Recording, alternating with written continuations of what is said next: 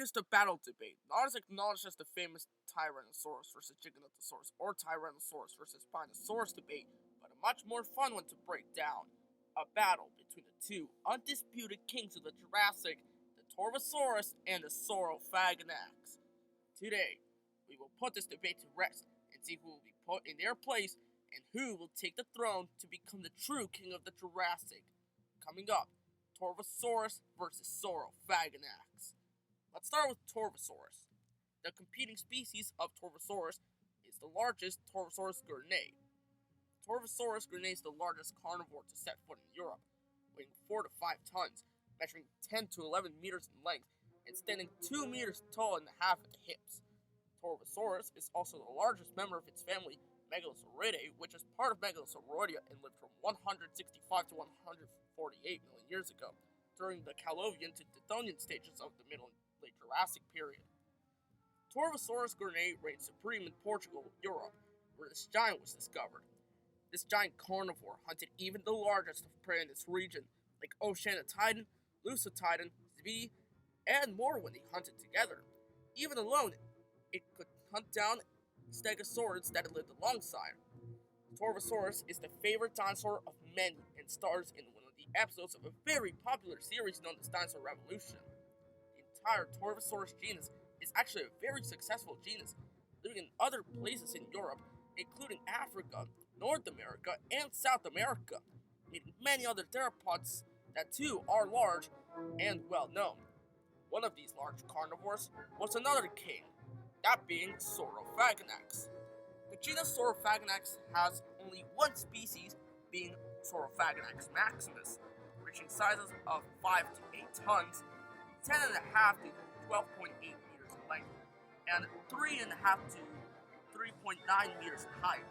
Now, this fight may seem unfair, but like I said, I made sure this battle would be fair and better. So the individual who will be competing in this video will be the one with the name Fenris. This Saurophaganax weighs 5 tons, measures 10.5 meters long, and stands 3.5 meters tall at the hips. Saurophaganax is the largest member of Allosauridae, but Saurophaganax could likely be a basal carcharodontosaurid. Either way, it is the second largest member of Allosauridae. Saurophaganax lived 151 million years ago during the Devonian stage of the late Jurassic period and ruled North America. It towered over the other large carnivores that lived alongside it, including one of the Torvosaurus species, Torvosaurus teneri. Saurophaganax wasn't acknowledged much at first, but as years went by, Saurophaganax became very popular, especially these days. Saurophaganax, too, was in some shows like playing a dinosaur, and it was also the favorite of many. Who knows what else we will find out about this magnificent creature. Now, let's get started by talking about their weapons and attack methods. Torvosaurus has a long snout, and like every other carnivore dinosaur, it has a dangerous mouth, and like many theropods, this giant has a battery of long serrated teeth. However, these teeth aren't really designed like those of Allosaurus, which are designed for slashing. Instead, they are designed for cutting. I think you know what I mean. The mouth of Torvosaurus also has jaws which possesses a likely bite force of 10,000 newtons. Torvosaurus have likely 2 attack methods. Torvosaurus probably used one of those for hunting in combat, which could have been by using its arms to get a grip onto the victim and inflict damage with its jaws, or it probably used its jaws to get a grip onto them and use their claws to inflict damage. Either way, this is very efficient because the arms of the Torvosaurus have strong bones on their arms to withstand the damage when used to smack and scratch and for grabbing. They would have also had some good muscle. Torvosaurus also has a long claw, which could have been perfect for cutting their prey or rival, and likely too was useful for grabbing. However, these powerful arms were rivaled by the other carnivores, like Saurophaganax. The arms of the Saurophaganax were longer than that of the Torvosaurus, and they too had some pretty strong bones. and the claws are like hooks, perfect for tearing and gripping. They would even have Saurophaganax join the family of the great clawed dinosaurs. I couldn't think of a better name. Anyways, Saurophaganax wasn't just equipped with deadly claws. It has a slightly shorter snout than that of the Torvosaurus, with the mouth filled with serrated teeth perfectly designed for slashing and inflicting deep gashes onto their victim. We find that the bite force of the Saurophaganax could probably have a bite force of 6,660 newtons or more. One attack method of the Saurophaganax would be them ambushing their target and using their claws to grip onto their prey while they inflict damage with their claws. Another one that would be more useful, or would have been used more, would be to grip onto their prey, or pinning them down, and inflict damage with their claws and jaws, which really could lead to blood loss. And a rival would know better than to stand their ground if this happens to them and they manage to break free. Now, onto their build. Torvosaurus and Saurophaganax are the two carnivorous titans of the Jurassic, reaching immense sizes, but they were differently built. Torvosaurus has a slender body despite being very big. Its gastrally, however, is in a position which could help it a bit from losing its footing if the rival tries to knock it down, and the legs are long, which help the carnivore run at some good speeds for an animal its size. The Saurophaganax has a bigger build, with the gastrally being in a better position than the Torvosaurus, making it more bulky and robust, and can probably give it the ability to withstand more damage than the Torvosaurus can, even if it's a 5-ton Saurophaganax. However, this build does not help the Saurophaganax's speed. We'll get to that later, because now we're moving on to their experience. The Torvosaurus back in Europe was the top predator and would take on the other carnivores, like the European Allosaurus, Organosaurus, and Venator, which reached sizes close to Torvosaurus, and would have been a very good opponent. And Torvosaurus competed with carnivores like these for 17 million years. So it would be likely that the Saurophaganax would lose in this category. The Torvosaurus would know how to deal with many theropods more than the Saurophaganax. Saurophaganax dealt with many carnivores as well as other Saurophaganax for food, mating seasons, and maybe territory, but that's not really likely.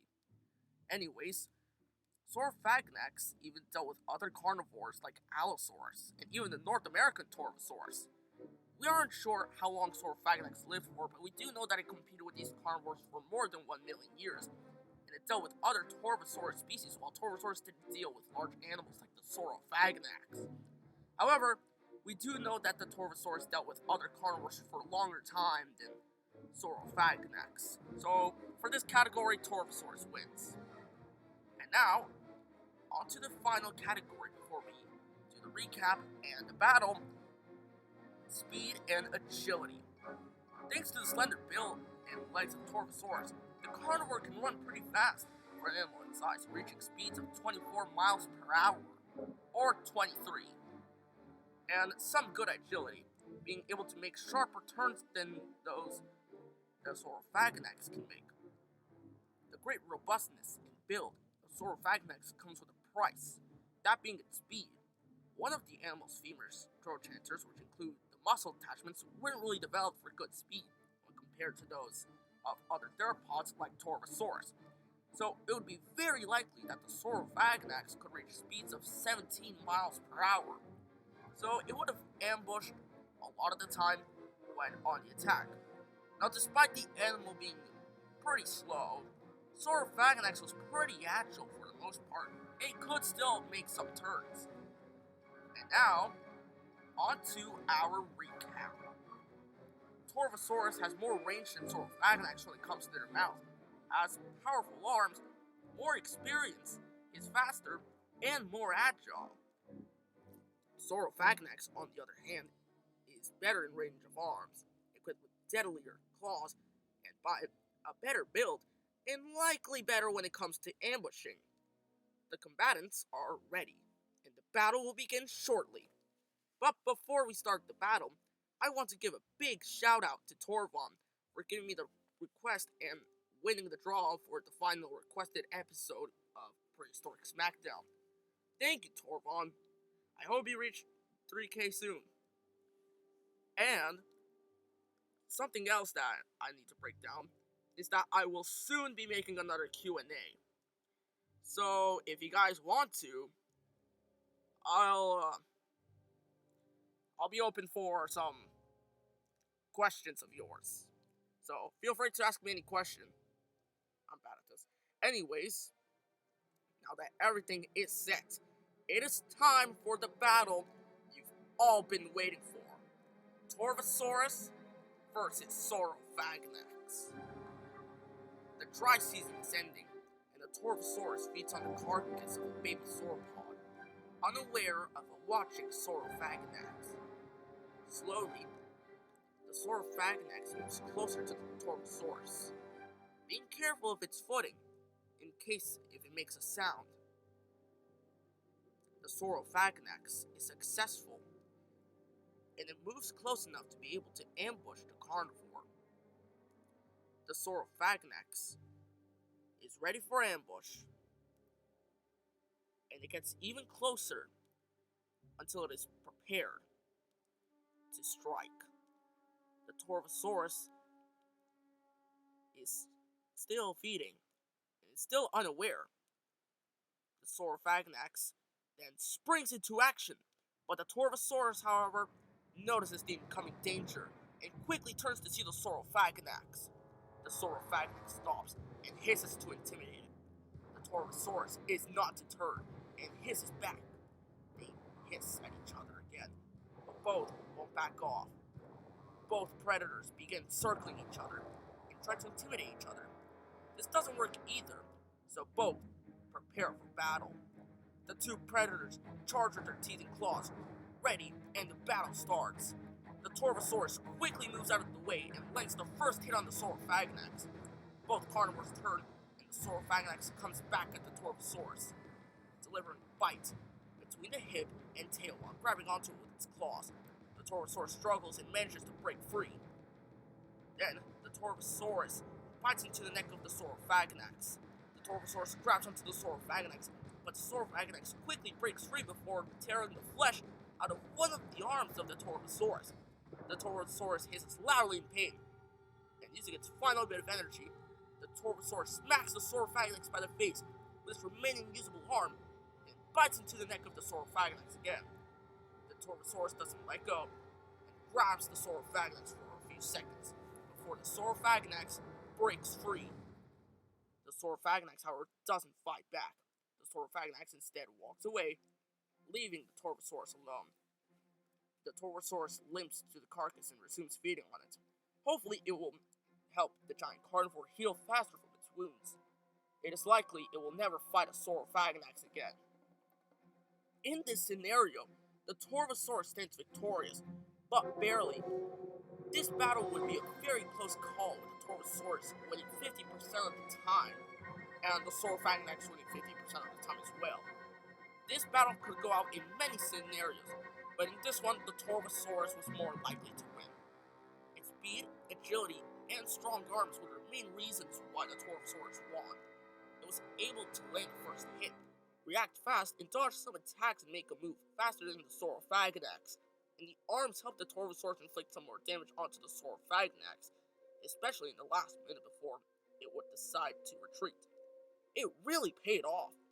Remember that this fight was with the Saurophaganax specimen Fenris. If it was a larger Saurophaganax, this battle would be unfair and would be a different story.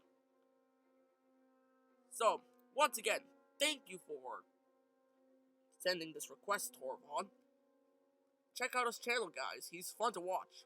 And ask me any questions for my next Q&A, which will be coming soon. Thank you for watching. If you enjoyed the video, don't forget to like and subscribe, and I'll see you on the next one. Bye.